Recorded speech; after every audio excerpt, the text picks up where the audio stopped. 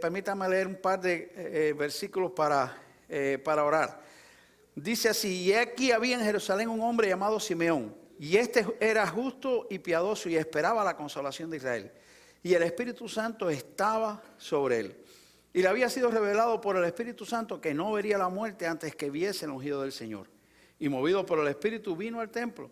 Y cuando los padres del niño Jesús le trajeron al templo para hacer conforme al rito de la ley, él le tomó en sus brazos y lo bendijo y dijo diciendo: ahora, Señor, despides a tu siervo en paz, conforme a tu palabra, porque han visto mis ojos tu salvación. Vamos a orar. Padre, ayúdanos en esta hora. Aquí está tu iglesia, tu pueblo, tus hijos han venido a escuchar tu voz, no la mía. Ayúdame una vez más, te lo ruego, porque tú sabes que la palabra humana sin ti nada sirve. Y te rogamos que seas tú quien habla a nuestros corazones en la mañana de hoy. Te lo ruego con toda humildad en el nombre y por los méritos y para la gloria tuya, te lo suplico en el nombre de Cristo Jesús. Amén. Sí, amados hermanos, he titulado este mensaje Simeón esperando la consolación. Y el pasaje lo conocemos, lo leemos muchas veces, a veces cuando vamos a presentar niños y demás, porque se hace una alusión a esto en distintas oportunidades, aunque la presentación de un niño no tiene que ver con la presentación de Cristo ahí en el templo, que estaba respondiendo al cumplimiento de la ley. Y conocemos el pasaje, y dice la Biblia que Simeón estaba esperando la consolación de Israel. Pensé en este pasaje por dos cosas.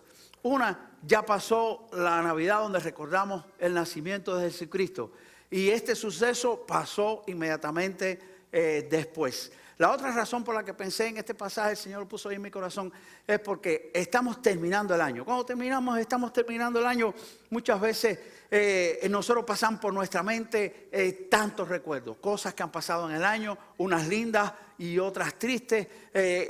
Los tiempos de Navidad son tiempos en los que tenemos mucha nostalgia, y la nostalgia trae un toquecito de tristeza a nuestros corazones. Cuando estaba haciendo los buñuelos allá en casa de mi hija para Navidad, mi hija me había dicho: quiero hacerlo junto contigo. Bueno, es para acá, vamos a hacerlo. Y cuando estábamos ahí en el asunto de hacer la masa, mi hija me dice: pero hacer los buñuelos me da tristeza. Y yo: entonces, ¿para qué los hace? Y dice: es que me acuerdo de mi abuela, porque era mi madre la que hacía los buñuelos siempre en cada Nochebuena. Y yo le dije: bueno, así es. Qué bueno saber que ella está en el cielo ahora, en este momento. Hay nostalgias que vienen a nuestras vidas, hay recuerdos. Y cuando estas cosas vienen a nuestras vidas y estamos terminando un año, hay una cosa que nosotros necesitamos y que Simeón esperó. ¿Y sabe qué fue? La consolación.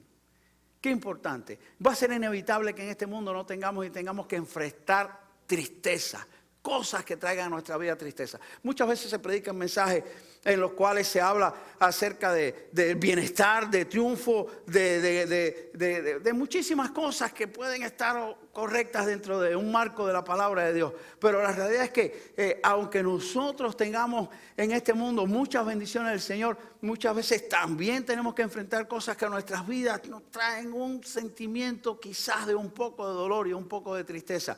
Y en ese momento es cuando la palabra del Señor trae para nosotros la hermosa y buena palabra de la consolación. Por algo Jesucristo dijo: en el mundo tendréis aflicción, ¿pero qué? Pero confiad, yo he vencido al mundo. Dice que Simeón estaba esperando la consolación de Israel. Déjeme decirle, este pasaje es característico. Dice que a los 8 días de haber nacido Jesucristo, lo llevaron al templo para hacer conforme al rito de la ley, para circuncidarlo y para ponerle ahí de manera oficial su nombre. Todo parece indicar que todavía, por supuesto, ellos todavía estaban en Belén. Belén está relativamente cerca de Jerusalén, quiere decir que este viaje no fue lejos. Para este tiempo todavía los magos no habían llegado donde estaba él. Siempre ponemos los magos en el pesebre, pero los magos no estaban en el pesebre. Dice ahí la Biblia que ya estaban en una casa cuando llegaron los magos. Y también dice que Herodes mandó a matar a todos los niños menores de 2 años. Quiere decir que ya muchos piensan que para la llegada de los magos ya quizás Cristo tenía posiblemente hasta 1 año de haber nacido. Pero en este pasaje solamente habían pasado 8 días. 8 días después que Cristo nació, lo llevaron al templo para hacer esta labor. Y dice que había allí un hombre. Y de lo que dice la Biblia de este hombre y de lo que este hombre dijo, es lo que yo quiero compartir con ustedes 4 ideas en esta hora, que nos hablan y nos dan a nosotros una hermosa consolación. Qué bueno es poder tener un corazón consolado por el Señor al terminar el año, para poder empezar el año con esa fuerza que el Señor quiere que nosotros empecemos y con el gozo del consuelo que el Señor pone en nuestros corazones. Lo primero que este pasaje nos enseña a nosotros es que Simeón era un hombre que estaba bien enmarcado en el momento de la historia que estaba viviendo. Lo voy a repetir. Simeón era un hombre que estaba bien situado en el momento de la historia en que él estaba viviendo. ¿Cuál era el momento de la historia que él estaba viviendo? El pueblo de Israel estaba sufriendo, había sufrido mucho. ¿Recuerdan el exilio del pueblo de Israel? Muchos años antes, casi 500 años antes, muchísimos años antes, el pueblo de Israel había tenido que estar en un exilio, mucho más había tenido que estar en un exilio, producto precisamente del pecado que ellos habían tenido. Habían sido esclavos y habían sido llevados primero por los babilonios, después regresaron al tiempo de Ciro, pero seguían siendo dominados por los medos. Después de los medos fueron dominados por los griegos. Después de los griegos fueron dominados precisamente por los romanos, aunque en el medio tuvieron un tiempecito ahí de la rebelión de los macabeos, pero fue más el tiempo que estuvieron dominados por otras naciones. El dominio de otra nación traía sufrimiento al pueblo. Escúchelo bien, eso es natural. Cuando alguien de afuera te domina, te va a traer sufrimiento al corazón. Cuando nos domina el pecado, va a traer sufrimiento al corazón. Y ellos estaban sufriendo, el pueblo de Israel sufría, y el pueblo de Israel estaba esperando una promesa que estaba hecha en el libro de Isaías, en el capítulo 9, que habría de nacer de la raíz de David, un Salvador que habría de nacer de la raíz de David, alguien que los iba a liberar a ellos y que iba a traer el imperio, iba a romper el imperio del mar y que iba a traer sobre ellos la bendición de ese gobierno que ellos esperaban. Y dice que Simeón estaba bien ubicado en el tiempo en que él vivía y en lo que estaba esperando Israel. Qué importante es que nosotros como cristianos estemos ubicados y como personas estemos ubicados en el tiempo en que nosotros vivimos. En primer lugar, como personas, déjeme decirle, cada uno de nosotros vivimos distintas etapas de nuestra vida. Y qué importante es que nosotros podamos saber que en cada etapa de nuestra vida nosotros debemos saber cuál es el lugar y que nos ocupa y en el que nosotros debemos estar. La vida es por etapas. Los años pasan y las etapas de las vidas pasan. Ayer me reunía con los hermanos que van a atender los juveniles y middle school. Y yo les decía, ¿cuánto trabajo a mí me costó aprender a moldear el tono de mi voz para comenzar a hablar con mis hijos cuando ellos comenzaron a ser adolescentes? Ya no eran más primarios, ya no eran más niños. Ya no funcionaba el alzarles el dedo, el apuntarles la cara, el darles orden y el decirles las cosas de una manera, porque ya ellos empezaban a ser un poco diferentes. Y ellos habían cambiado por la edad, pero yo tenía que cambiar como padre por la etapa diferente de la vida que me tocaba. Y me costó muchísimo trabajo aprender yo aprender a hablarles ahora a mis hijos como personas mayores, cuando hasta entonces les había estado hablando como niños sencillamente y como muchachos. Cada momento de la vida tiene una etapa. Y qué importante es que nosotros como personas, como cristianos, sepamos cuál es el momento de la vida que nosotros estamos viviendo. Y el momento de la vida que yo como persona esté viviendo, yo sea capaz de ajustarme en mi vida, mis acciones, mis decisiones, todas las cosas que yo haga conforme al momento de la vida que Dios nos da. Ahí está el Salmo número 90, que dice de una manera hermosa: enséñanos de tal manera a contar nuestros días que traigamos al corazón sabiduría. ¿A cuánto les gustaría tirarse de un paracaídas? ¿Verdad? Levanta la mano, Faral, que tú te tiraste el otro día. ¿Verdad? Qué bien. Conmigo no cuenten, mi tiempo pasó. Pasó. Qué importante es que nosotros podamos saber y pedirle: Señor, estoy terminando un año, estoy para comenzar un año nuevo, enséñame ahora cuál es el momento de mi vida para ser sabio como fue Simeón, para actuar con sabiduría en este mundo. La segunda razón por la que nosotros, la segunda cosa en la que nosotros debemos estar enfocados en el momento histórico en el que nosotros vivimos es desde el punto de vista teológico y profético en nuestras vidas. Escúchame bien, cristiano que estás en este mundo. ¿Tienes una relación con Dios? ¿Has aceptado a Cristo como tu Salvador? ¿Estás seguro que tu nombre está escrito en el libro de la vida? Déjame decirte que es importante que tú sepas en este momento qué es lo que tú y yo estamos esperando. En el momento de Simeón estaba esperando que naciera el Mesías. Nosotros en este momento no estamos esperando que nazca el Mesías. En este momento nosotros estamos esperando que regrese el Mesías. Y qué importante es que nosotros estemos convencidos y sepamos y podamos saber cuál es el momento profético en el que yo estoy viviendo para que yo pueda vivir acorde a Él. ¿Qué es lo que yo voy a hacer con mi vida? Si yo estoy esperando que venga el Señor y si yo estoy mirando a mi alrededor que la venida del Señor está cerca. El momento específico profético que nosotros estamos esperando es el rapto de la iglesia.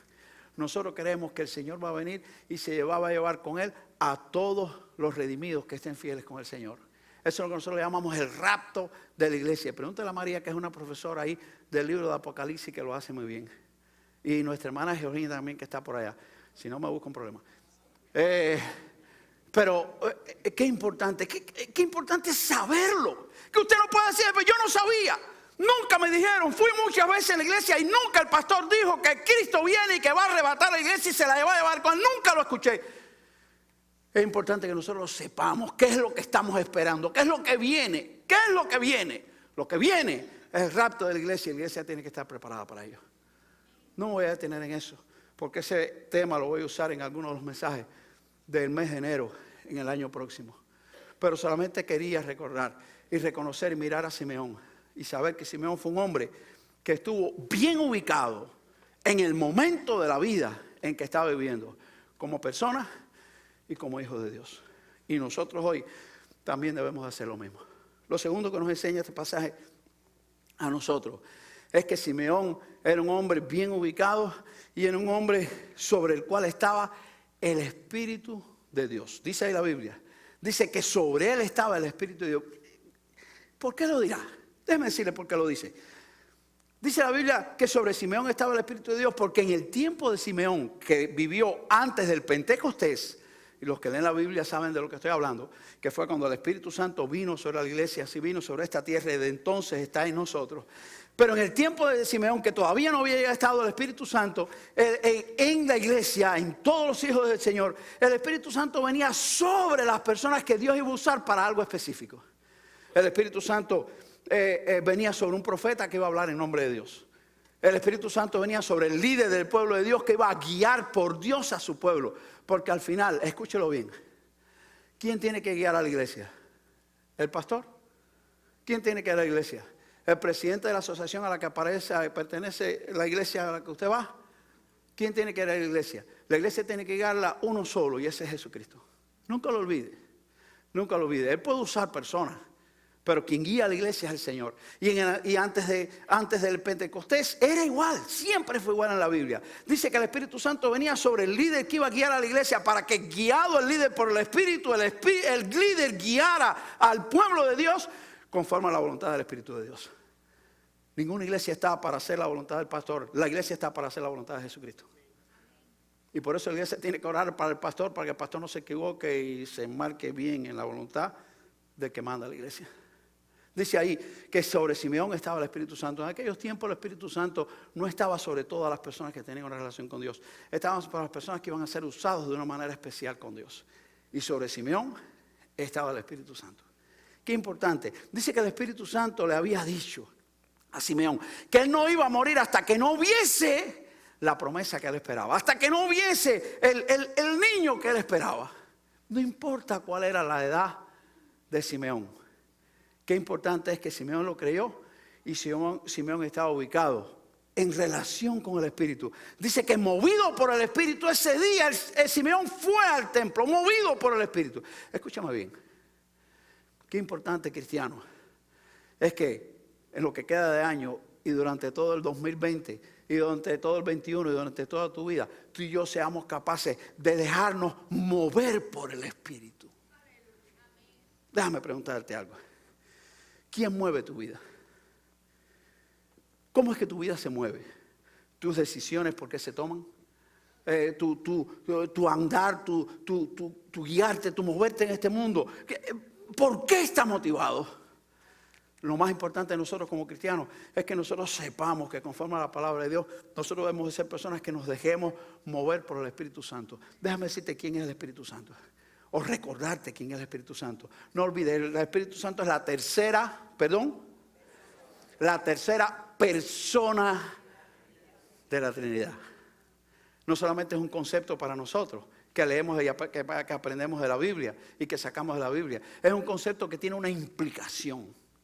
Y esa implicación significa que si el Espíritu Santo es una persona que vive dentro de mi persona, entonces yo tengo que ver cómo me relaciono con esa persona.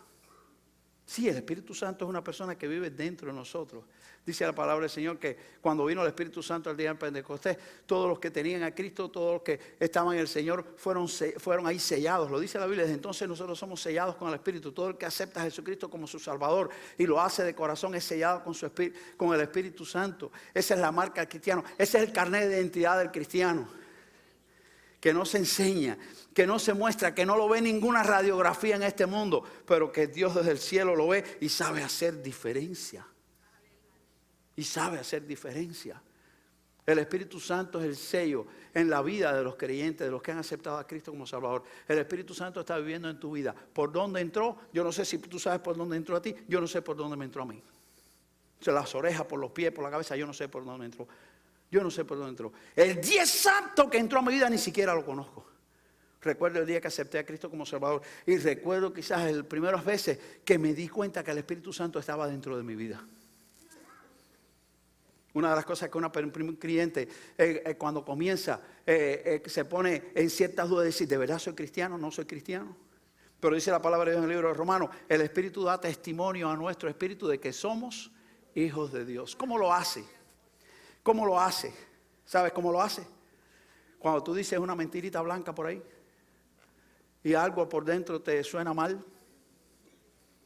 Cuando tú juzgas mal a un hermano tuyo y después de lo hiciste, algo por dentro te sale mal, te sabe mal, no te sabe bien. Un joven un día me decía antes de conocer a Cristo, yo decía una mentira y ¿sabe lo que pasaba después?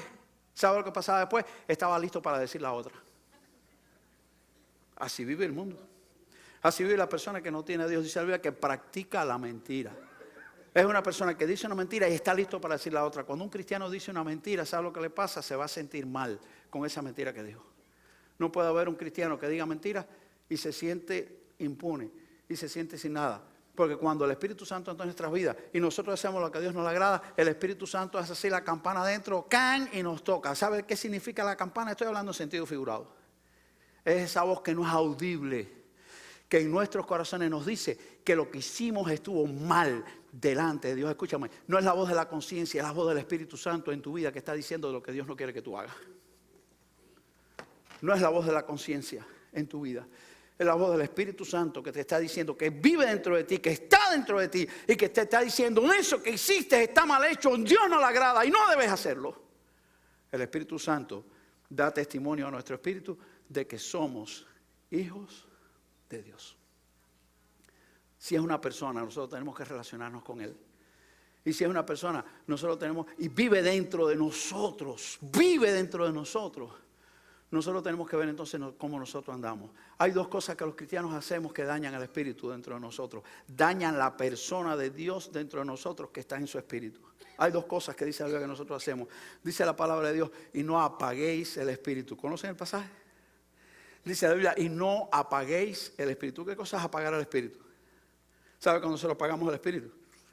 Nosotros apagamos el espíritu cuando el Espíritu Santo te dice que hagas algo y tú le dices, yo, manda a otro. Cuando el Espíritu Santo te dice, vete y háblale el evangelio a aquella persona que está ahí. Y tú le dices, ese es un sinvergüenza, ese es un incrédulo, ese no me va a oír. ¿Tú sabes cuándo nosotros apagamos el Espíritu? Cuando el Espíritu Santo te dice, mira, yo quiero que tú vayas por este camino, no vayas por este. Y nosotros decimos, sí, pero ese que tú me estás mostrando no es el que yo quiero. El que yo quiero, el que a mí me gusta es este que está aquí. Cuando nosotros hacemos esas cosas, nosotros apagamos el Espíritu. El Espíritu es como un fuego en nuestros corazones, que pueda avivarse o pueda apagarse. Y depende de las acciones que nosotros hagamos en este mundo. Simeón era un hombre que estaba en el Espíritu, que no apagaba el Espíritu, que escuchaba al Espíritu y que obedecía al Espíritu. Y qué importante que nosotros lo hagamos también, que nosotros practiquemos una vida que viva en el Espíritu de Dios. Y qué importante es que nosotros alimentemos el Espíritu. Siempre le digo a las personas cuando hablo con ellos, están empezando en el Evangelio, yo le digo a las personas, entre la lucha de la carne y el Espíritu, ¿sabe cuál es la lucha de la carne? La lucha de la carne es lo que nosotros nos gusta hacer, que sabemos que a Dios no le gusta. Y hay una lucha dentro de nosotros. Y el Espíritu nos dice, esto es lo que tú debes hacer. Y hay una lucha dentro de nosotros. Y yo siempre le pregunto a los cristianos que comienzan, ¿y quién gana? Y todo el mundo dice, el Espíritu. Porque Dios es todopoderoso. Le digo, no, gana el que más tú alimentes en tu vida. El que más tú alimentas en tu vida está más fuerte dentro de ti y ese es el que va a ganar. Dice la Biblia, y no proveáis para las obras de la carne. En tu vida nosotros podemos alimentar la carne o alimentar al Espíritu. Leer la Biblia alimenta al Espíritu. Y hay otras muchas cosas que alimentan la carne, que no son malas en sí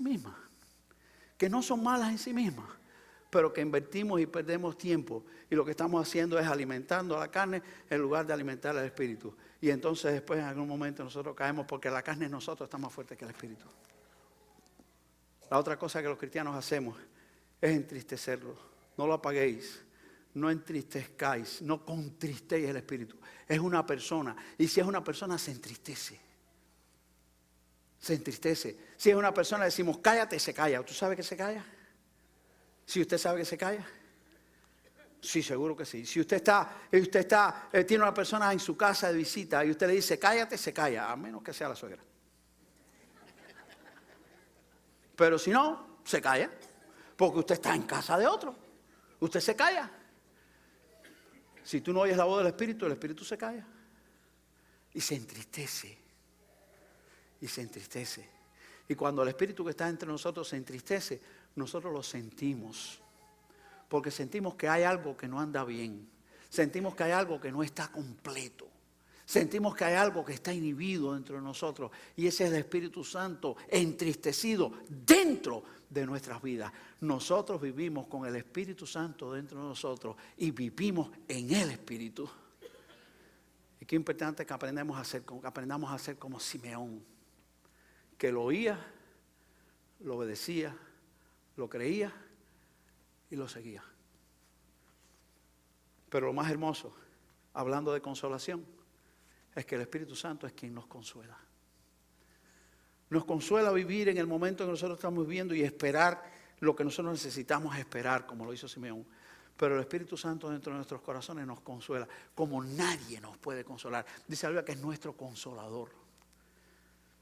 Todos los que estamos aquí hemos tenido, posiblemente la gran mayoría, la triste y difícil experiencia de tener que estar junto a una persona que ha perdido un ser querido. Como pastor tengo que estarlo haciendo constantemente. He estado junto a tantas personas que han perdido seres queridos, padres, madres, ancianos, hijos, hermanos, de todo. Y cuando me toca decir algo como pastor, porque están esperando que yo diga algo, y están esperando que yo diga una palabra de consuelo, ¿sabe usted lo que yo siento como pastor? Como pastor yo siento una profunda impotencia, porque yo sé que no hay una palabra que yo pueda decir que alivie el corazón del que está dolido. No la hay. Pero yo sé que hay una palabra que el Espíritu Santo dentro de su corazón le dice que puede consolarlo. Y entonces de eso es lo que hablo, del Señor y de su palabra, porque el Espíritu Santo es el único que puede consolar de verdad a un corazón. ¿Quieres consolación para terminar el 2019? ¿Quieres consolación para enfrentar el próximo año? Deja que el Espíritu Santo llene tu vida, consuele tu corazón. Muchas veces los cristianos tienen que pasar por momentos difíciles que sacuden su vida. Y muchas veces he escuchado a los cristianos que dicen, yo no sé cómo he podido soportar esta prueba. Yo sí sé, el Espíritu Santo que está en tu vida te dio consolación. Ese es el que nos consuela. Hay consolación para los hijos del Señor. Así que Simeón era un hombre que estaba bien ubicado en el tiempo donde él vivía y donde él estaba. Simeón era un hombre que estaba en el Espíritu y vivía dentro de él. Y la tercera cosa que nosotros aprendemos de esta vida de Simeón y esta experiencia de Simeón es que Simeón recibió una promesa, creyó en ella, la esperó y la alcanzó. Qué hermosas las promesas de Dios. Usted sabe, las promesas de Dios consuelan nuestra vida. Los sufrimientos que hay en nuestro alrededor son consolados por las hermosas y tremendas promesas de Dios. Que déjame hacerte una pregunta.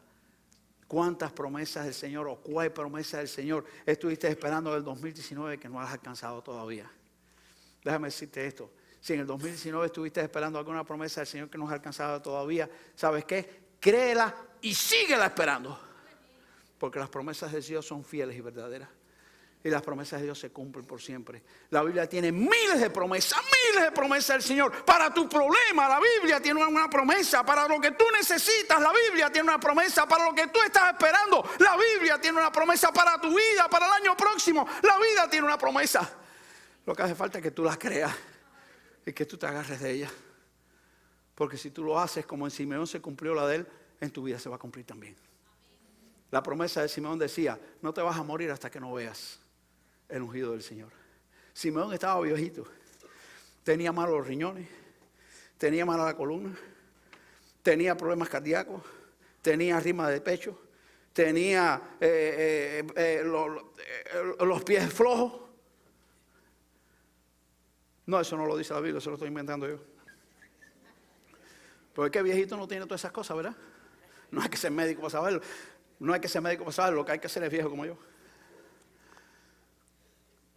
Pero ninguna cosa importaba, porque había una promesa de Dios. Y fuese como fuese que Él estuviese físicamente, Él la habría de recibir. Cree en la promesa que Dios te ha hecho. No importa la circunstancia que te rodee, porque tú la vas a recibir. Dice la palabra de Dios en el libro de Hebreos, dice que seamos como aquellos que por la fe y la paciencia heredan las promesas. Creyendo y esperando. Si tú lo crees y lo esperas, lo vas a tener. Porque Dios no miente, porque Dios cumple su promesa y porque Dios es fiel hasta el final. Y qué importante es que nosotros seamos capaces de saberlo. Escúchame esto que te quiero decir. Miremos a Abraham. Miremos a Abraham. Aquel hombre de Dios. Es simpático, pero su teléfono me está llamando. Sí, che. Miremos al Señor. Qué importante es eso. Que nosotros podamos saber esto. Recordemos a Abraham. Aquel hombre. En Génesis capítulo 12 lo vamos a leer la semana que viene. La semana que viene lo vamos a leer. Génesis capítulo 12 dice la Biblia que Dios llamó a Abraham. Y dice que Abraham ya estaba mayorcito. Y dice que Dios lo llamó y le pidió una cosa y le ofreció una cosa. Dios pide y Dios ofrece. Dios le pidió a Abraham que saliera de su tierra y su parentela y fuese a la tierra que le iba a mostrar. Él no sabía cuál era. Vete que yo te voy a mostrar. Yo te voy a enseñar esa tierra. Fue lo que Dios le pidió a Abraham. Y Dios le dijo, yo voy a hacer de ti una gran nación. Y tu nación va a poseer la tierra a la que yo te voy a llevar. Esa fue su promesa. Cuando Abraham murió, ¿qué tenía? Tenía el hijo de la promesa. Tenía Isaac, que fue un invento. Tenía Ismael, que fue un invento. Y tenía unos cuantos hijos más con cédula después porque el viejito le zumbaba el mango. Después que se enviudó, siguió por ahí para allá. Pero al final, ¿con qué terminó? El hijo de la promesa fue uno, Isaac, uno solo. Así que cuando Abraham murió, nada más que tenía Isaac como parte de la promesa que se le había hecho. Solamente uno. Posesión de la tierra. Solamente tenía una cosa. Yo espero que haya algún buen estudioso de la Biblia por ahí que sepa que fue la única posesión que tuvo Abraham en Israel. Una sola tuvo. ¿Recuerda usted?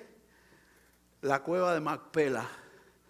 Aquella que compró de los hijos de Het, donde enterró a su esposa y donde fue enterrado él también después. Esa fue la única posesión que tuvo Abraham de la promesa de Dios en su tierra. Pero escúcheme bien.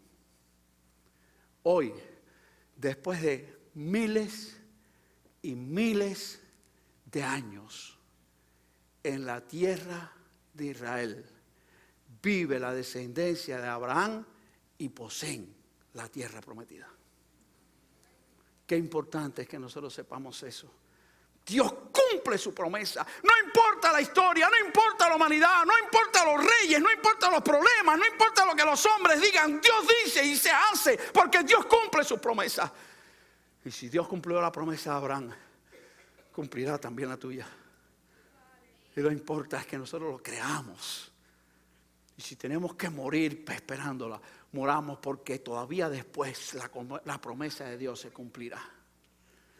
Sí, amados hermanos, qué importante. Simeón tuvo una promesa la creyó, la esperó, él la recibió. Y la que Dios tiene para ti, si la crees y la esperas, la vas a recibir también. En cuarto y último lugar, Simeón no solamente estaba bien ubicado en el momento en que vivía, y eso trajo consolación a su vida.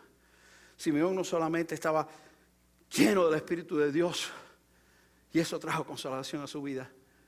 Simeón no solamente pudo alcanzar su promesa, y eso trajo consolación a su vida, sino que Simeón también, lleno del Espíritu de Dios, pudo profetizar lo que para ti y para mí hoy es una consolación. Porque dice la Biblia que cuando Simeón tuvo al niño en sus brazos, dice la palabra del Señor, que bendijo a Dios y dijo: Señor, ahora despide a tu siervo en paz, porque mis ojos han visto tu salvación. Y después se volvió a María y le dijo ahí a María, su madre: este niño está puesto para levantamiento y caída de muchos en Israel. Y después le dijo unas duras palabras. Y le dijo: y una espada traspasará tu misma alma. Y una espada traspasará tu misma alma. ¿Qué le dijo? ¿De qué hablaba? ¿A qué se refería? Se refería a la cruz. La cruz de Jesucristo fue una espada que traspasó el alma de María. Los evangélicos no adoramos a María, pero reconocemos la grandeza de aquella mujer. Y si algo nosotros no podemos olvidar, fue el dolor que aquella madre tuvo junto a una cruz. Junto a una cruz en la que moría Dios hecho hombre, pagando sus pecados personales, porque María también los tuvo como todos nosotros. Pero en aquella cruz no solamente estaba su Salvador, también estaba el hijo de sus entrañas. Aquel que se había formado en su vientre, aquel que había estado en sus brazos, aquel que había amamantado sus pechos, aquel que había alimentado, aquel que había vestido, aquel que había llevado de la mano. Ese era el que estaba en la cruz. Y aquella espada, aquel dolor traspasó su alma. Para que hoy tú puedas tener consolación y yo pueda tener la mía, al saber que cuando esta vida pase, por siempre en el cielo estaré con el Señor, donde no hay más lloro, ni más dolor, ni más tristeza. Y esa es nuestra verdadera consolación. Así que no solamente Simeón alcanzó y va a ver la consolación de Israel, sino que Simeón profetizó la consolación tuya y la mía a través de Jesucristo. Porque Cristo vino a este mundo para morir en una cruz y pagar tus pecados y los míos.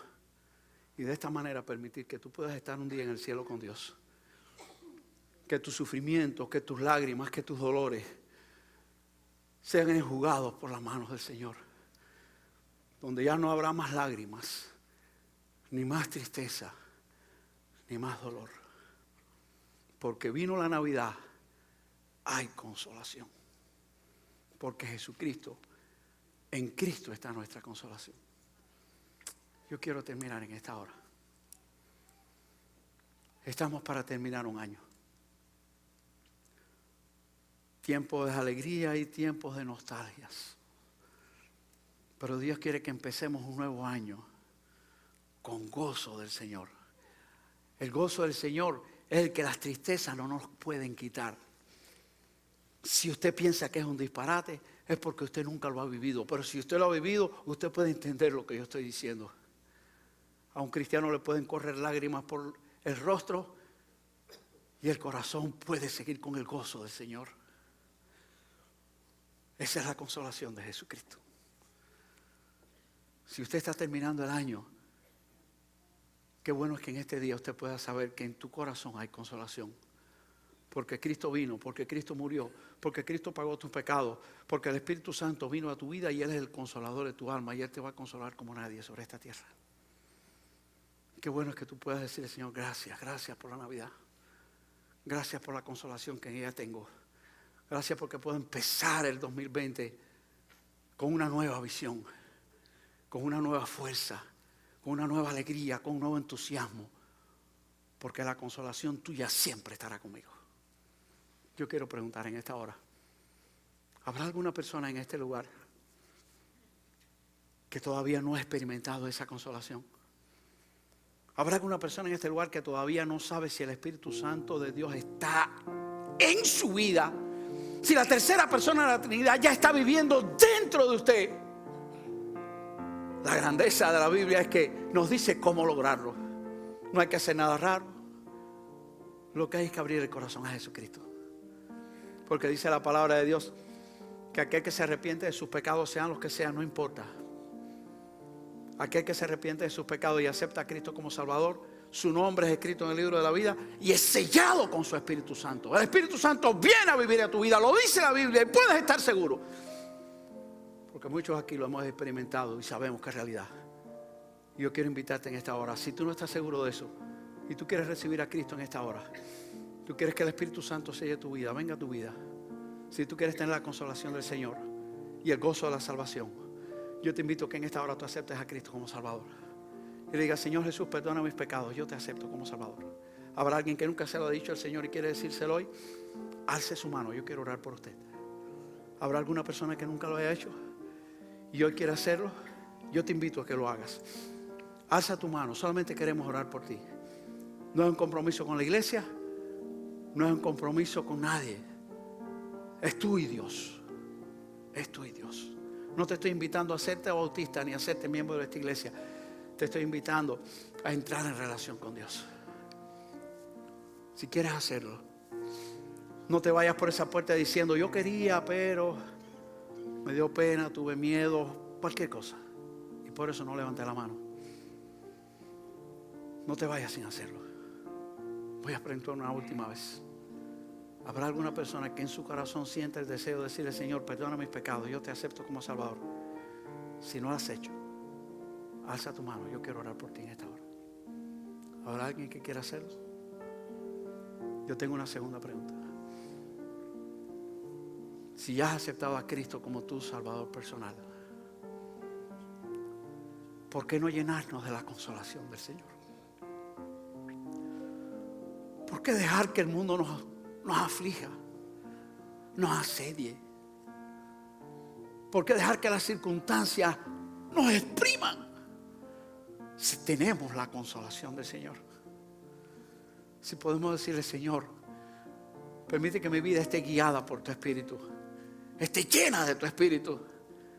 Permite que tu Espíritu me hable y me enseñe y yo obedezca y yo sea obediente a tu palabra.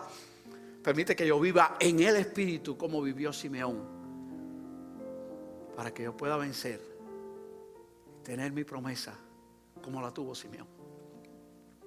Si tú le quieres decir eso al Señor, yo te invito a que te pongas en pie y ores conmigo.